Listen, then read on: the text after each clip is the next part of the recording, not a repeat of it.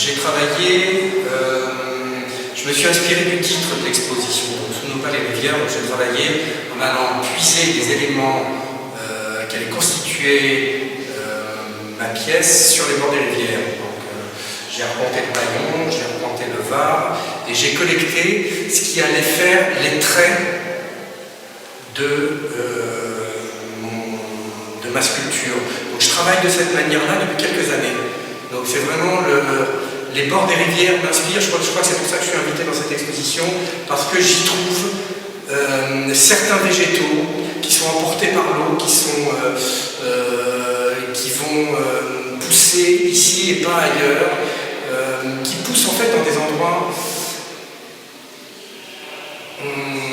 où s'arrête le monde humain et où commence le monde non humain. Voilà.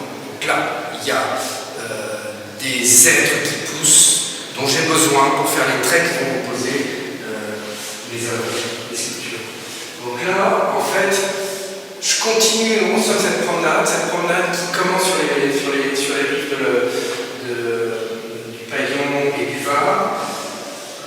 Je la continue cette promenade alors différemment. Donc je prends une unité de mesure, comme ici c'est 25 cm, et à partir de cette unité de mesure de 25 cm, je construis une forme. En l'occurrence, là c'est un dodécaèdre.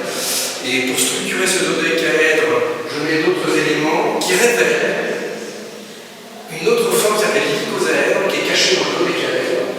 Et donc, à partir de ça, je crée des extensions, je rejoins des extensions qui nous ramènent à l'icosaèdre. Et ces extensions, je leur rajoute encore des extensions qui nous refont le dodécaèdre, etc. Et donc, voilà, je m'arrête comme ça dans cette forme, et je l'assemble avec du scotch transparent. Et donc, j'ai l'impression, dans ces formes-là, que moi j'interviens en tant qu'agent au sens agent chimique d'un changement de structure. Donc, c'est-à-dire qu'on avait à la base un tas de fagots, et puis j'y ai insufflé une forme de pensée et une procédure, de la même manière qu'un agent chimique démolit des molécules pour que d'autres se construisent, défait des structures atomiques et d'autres molécules se construisent.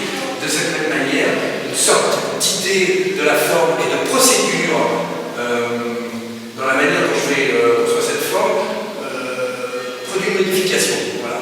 C'est un changement de structure. Donc, que dire de plus? Alors, il y a toujours quelque chose de curieux, et j'ai découvert que le ruban adhésif, qui est un élément, qui est un matériau que je travaille depuis très très longtemps, que j'utilisais pour imiter la peinture, et je me suis rendu compte qu'en fait ça pouvait coller des mobilles. Donc on se retrouve avec cet assemblage assez incongru de ce matériau très industriel qui vient servir à assembler des choses glanées dans la nature. Et donc c'est très probablement le matériau le plus incongru, mais qui rend la chose possible. C'est-à-dire que si on était dans l'obligation de coller ou de faire des assemblages avec des chevilles, des trous, etc., on ne s'en sortirait pas dans une forme aussi complexe. Donc le scotch, ça permet d'intervenir de manière très rapide, et ça permet de prendre des mesures, de garder des mesures, de faire ces formes qui s'approchent du rond, en fait, qui s'approchent de la sphère, parce qu'elles se plient facilement quand elles sont assemblées avec du scotch, ce qui ne serait pas possible si c'était assemblé avec autre chose. Donc on se retrouve avec une rencontre assez incongrue comme ça de matériaux qui a priori n'ont rien à faire ensemble et qui pourtant vont permettre de faire